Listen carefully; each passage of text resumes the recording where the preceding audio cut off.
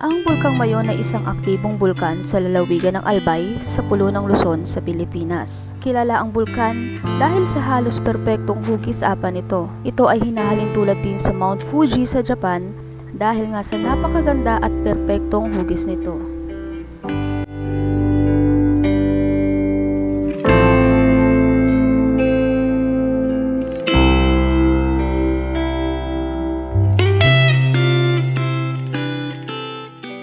Dahil naudot nga ang dapat sana ay long ride gamit ang sarili kong motor at dahil gusto kong masilayan talaga ang kagandahan ng Bicol at ang Daragang Mayon, mas minabuti kong magpabook na lang ng plane ticket at doon magrenta ng motor.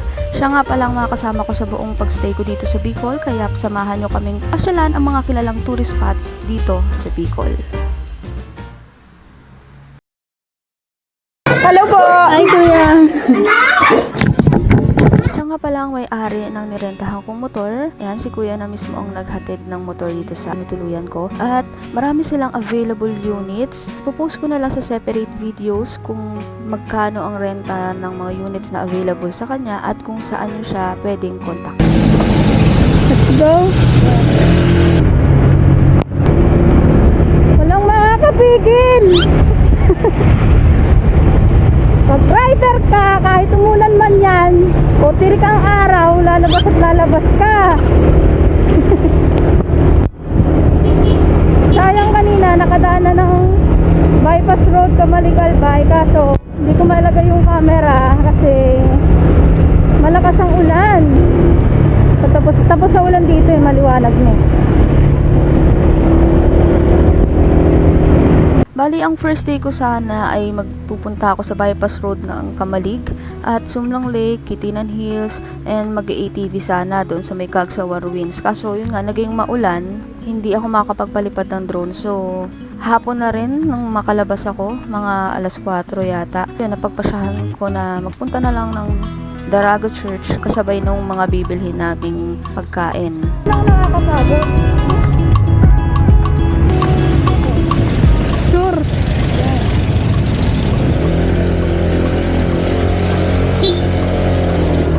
Uy, bakit nandyan ka? Woo!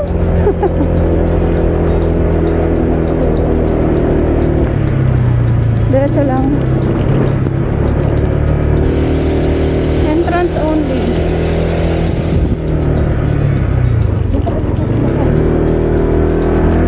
Oh, Shims! Wala, parang akong kinabahan. Parang akong kinabahan. Oh my gosh! Oh my gosh! Parang akong kinabahan. Wait. Ayan. Oh my gosh! Dapat nila na natin yung drone. Hindi ko alam kung OA lang ba talaga ako sa part na yun, pero talagang hindi ko mapaliwanag yung nararamdaman ko na parang kinikilig, na parang kinakabahan nung first time kong makita si Mayon. So, comment nyo nga guys kung ganun din ba yung naramdaman nyo nung first time nyong makita si Mayon. Kasi hindi ko talaga ini-expect that time kasi nga maulan and sobrang maulap talaga. So, nagulat ako na pag akit namin doon, ayan, nandyan si Mayon. Nagpakita siya sa akin kahit madilim-dilim na.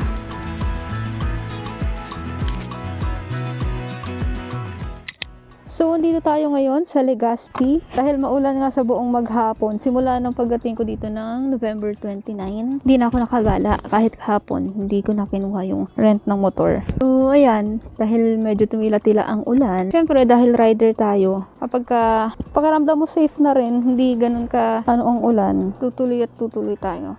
Pero babalingan ko siya pagka maliwanag.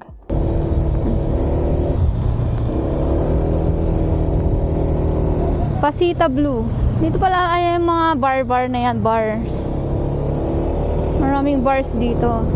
Uy, baha na dun sa parte na yun. Parang ano eh. Ito lang yung maliwanag sa part na to. Kung hindi na ulan, pwede ka kasama mo yung mga jowa. Ano ba yan? Yung jowa. Oh, diyan kayo magstay. Oh.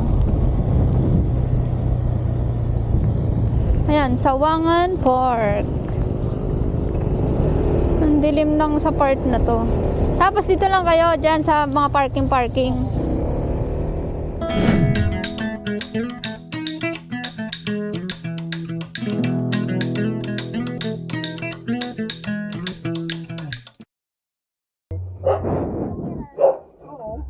Hello ka.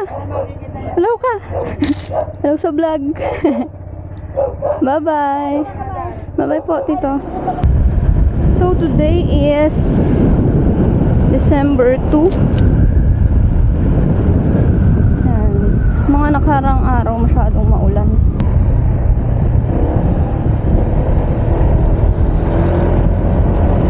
Today, pupunta kami ng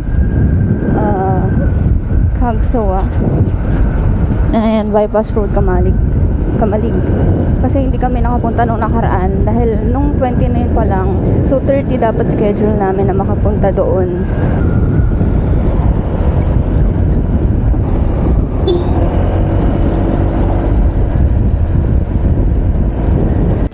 Bali, dito pala sa kalsadang binabaybay namin ngayon, may nangyaring sakuna noong taong 2006. Nangyari ang isang bangungot sa buong Albay at Bicol matapos manalasa ang bagyong Riming. Marami daw buhay na kinuha. Bali, higit kumulang daw sa 1,000 tao o 734 ang namatay at 762 ang mga nawawala pa hanggang sa ngayon.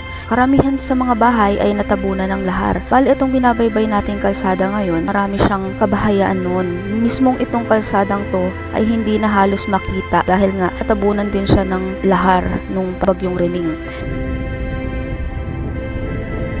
Itong nag-iisang bahay na naiwang nakatayo na matatanaw mo pagka dinaanan mo tong lugar na to sa ginubatan. Kalahati na lang yung makikita mo dyan sa bahay na yan. Itong bahay na lang na to ang nag-iisang alaala ng nangyaring sakuna noong bagyong Riming.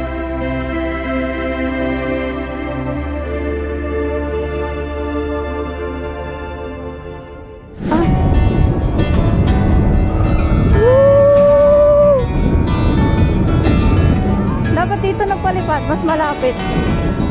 Ito sa may puno.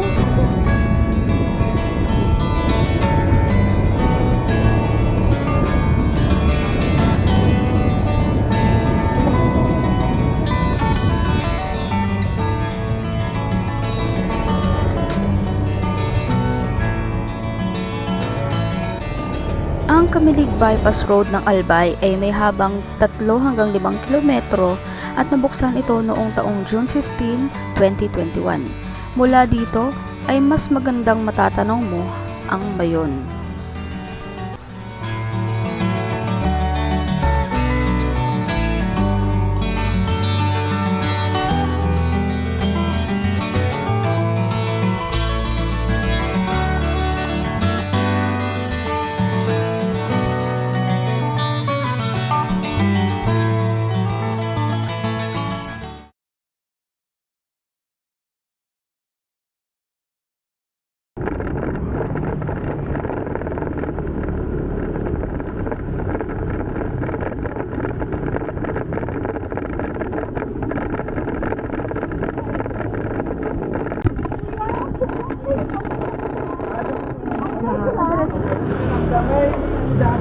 Nakita mo naman dito sa kaliwang banda naman.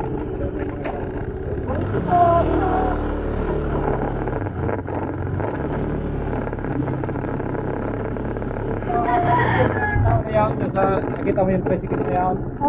Sa ulo na ng tao. Sa kaliwang.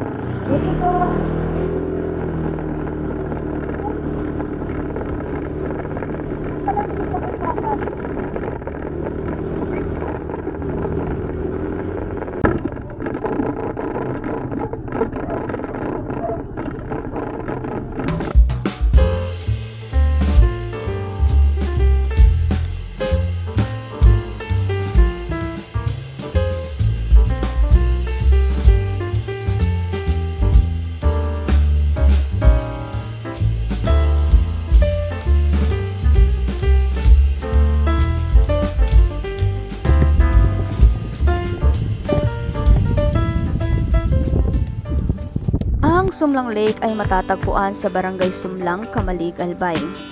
Ito ay kilala sa kanyang recreational at aesthetic value. Isa rin itong tirahan para sa iba't ibang flora at fauna at dinadayo rin ito ng migratory bird. Ang Sumlang ay isang lawa na gawa ng tao at noong unang panahon ang lugar na ito ay puro lamang mga water lily. Ngunit ngayon, ang nasabing lawa ay itinuturing ng isang bagong atraksyong pangturista na maaari mo ring masilayan ang nakakamanghang magandang tanawin ng Mount Mayon.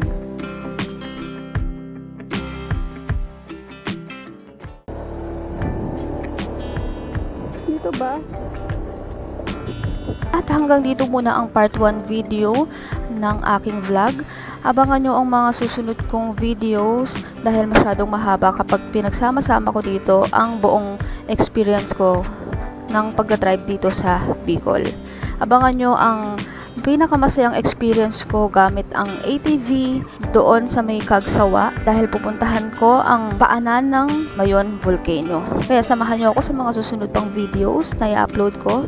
Ayan, thanks for watching guys. Muli, ako si Bebs TV. Kalimutan nyo muna ng pangsamantalang yung problema. Tara at mag-ride.